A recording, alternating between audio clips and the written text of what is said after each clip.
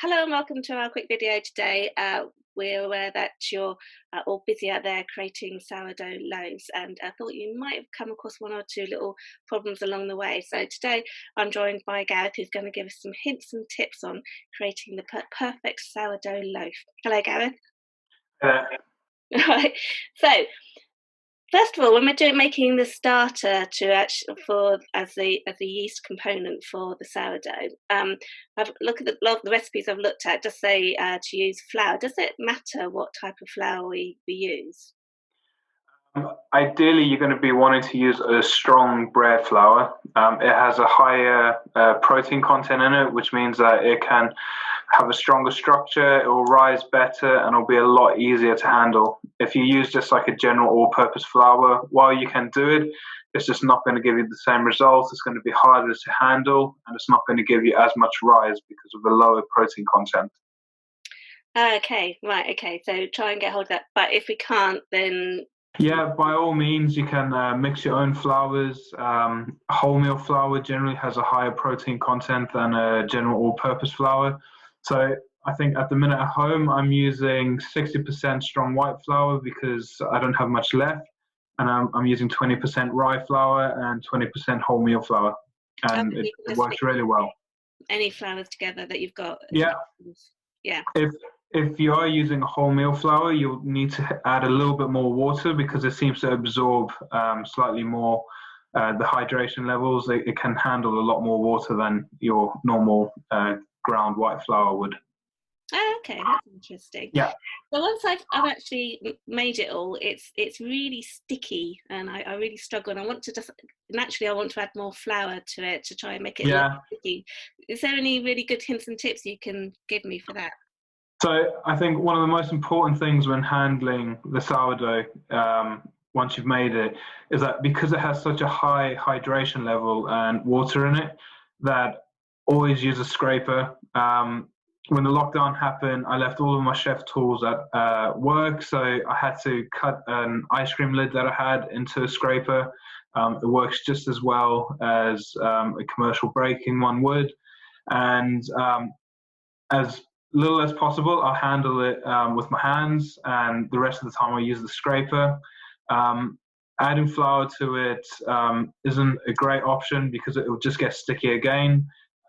Sometimes if you really need to handle it, I would just lightly wet my fingertips and then do it, so it won't get as sticky as it would have before, but definitely the scraper is the way to go. Ah, okay, and a bit of DIY there, making your own. Yeah, absolutely. It's really good. So, and also the loaf, when I then put it onto the tea towel, it gets really sticky on there. Is there anything that I can do to stop it sticking to the tea towel? Yeah, so if you don't have the banneton, which is the traditional proving method for the sourdough, you'd use a bowl and a tea towel, and we can't stress how much flour you actually need for it not to stick because of the high hydration. If you just lightly flour it, it's going to absorb that and it's going to stick to your tea towel. And the last thing you want after doing all that work and folding it and handling it so careful is to come the next morning and try get out of the tea towel and find out that half of it stuck to it. So heavily dust it, and if you can get hold of rice flour, it doesn't get absorbed as easily as normal plain flour would be. So a 50-50 mixture would be great, and yeah, just go wild on the flouring because you can always dust it off afterwards. I can get rice flour from the supermarkets. Then. Yeah, or if you have a coffee grinder, you can just throw some rice in there, put it on a fine setting, and try and make it yourself, and then just sieve out any big bits. Ah, that's a good idea. Yeah, that's great. Thank you. So when I've actually put it into, and then it's cooked, if it's all sort of cracked at the bottom of the loaf, is there anything you can do to prevent that? So generally when you crack at your bottom, that's because that's where your seam is when you've rolled the bread up into the ball or the loaf that you're doing, and it would indicate that your crust has set too quickly and the bread wasn't allowed to rise fully, and it will crack at the weakest point, which is the bottom. So what you really want to do is add some steam into the oven. The best way to do that is to cook in a Dutch oven or casserole dish. that holds in all of the moisture from the loaf in the first 20 minutes. It allows it to rise up, it will gain its size, and then you take the lid off the Dutch oven and it will set the crust and you'll get that beautiful crusty bread. If you don't have a Dutch oven or a casserole pot, another thing you could do is heat up a baking tray, place your bread into the oven and pour some boiling water onto the baking tray below the bread where you're cooking it, and that should create a steam effect in the oven which will just allow it to rise properly, and that should hopefully deal with the cracking at the bottom. Oh, okay. Does any of that apply to if the loaf is dense or chewy when it comes out the oven? I'm not sounding like I'm doing a very good job here with my loaf. So dense and chewy could be a number of things. The first thing that I would look at is your starter. Was it active enough? Because you're not putting any commercial yeast into it, and you're purely relying on your starter to have enough bacterial impact on your loaf to rise it. So it's key that it's at its peak of activity. There's a couple of ways to check this.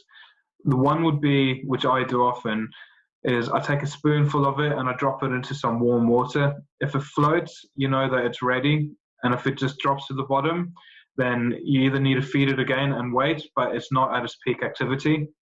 Another way, if I'm going to bake, the evening before I go to bed, I'll feed the starter one last time, and then I'll mark the level that the starter's at. When I wake up in the morning, I check, and it should be roughly double in size.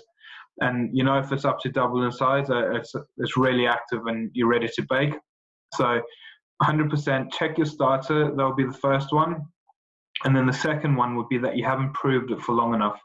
So if this is your first time baking sourdough and you've made bread previously, with a commercial yeast, you can have bread ready in 2 hours. It proves really quickly, and it's a fast working yeast. With the natural yeast that you get from the sourdough starter, it takes a really long time to do. That's why most recipes you'll see call for 24 hours, because you're proving overnight, nice and slowly, and that's where your flavor develops. So make sure that you have a long enough proving time. I would say minimum for your first prove, you need 4 hours, and you're really looking for it to get to double in size.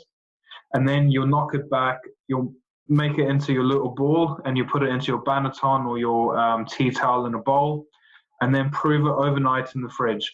And try and mark where it was, and you want it to get close to double in size. It might not get that high, but you definitely want to give it a long enough proving time. It's very uncommon for you to overprove a sourdough loaf. Okay, and once it's put in the oven, how do you know when you take it out that it's actually cooked and done? So you want to have that really nice set crust, and then holding it carefully with the tea towel, because it's going to be very hot and steamy. Turn it over into your hand and tap the bottom of it, and it should have a very hollow sound. If you're not getting a hollow sound, but it sounds like dense and dull, you need to put it back in and keep cooking. But minimum time you're going to cook is 40 minutes, and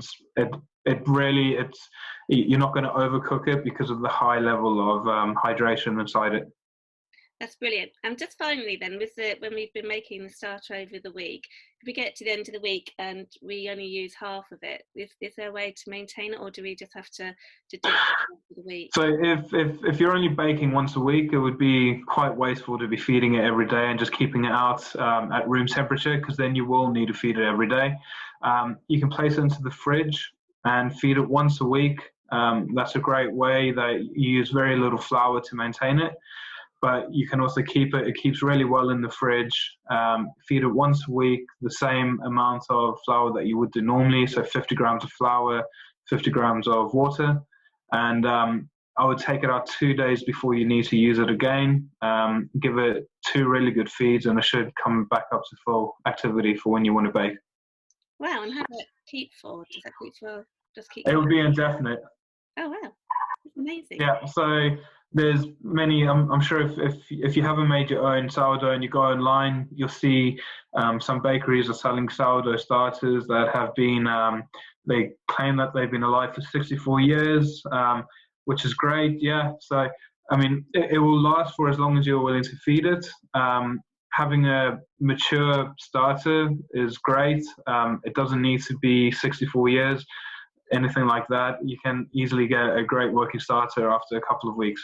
That's brilliant. Thank you ever so much for taking the time today. I'm going to go off and have another go, and hopefully I won't get sticky bottoms and the rest anymore.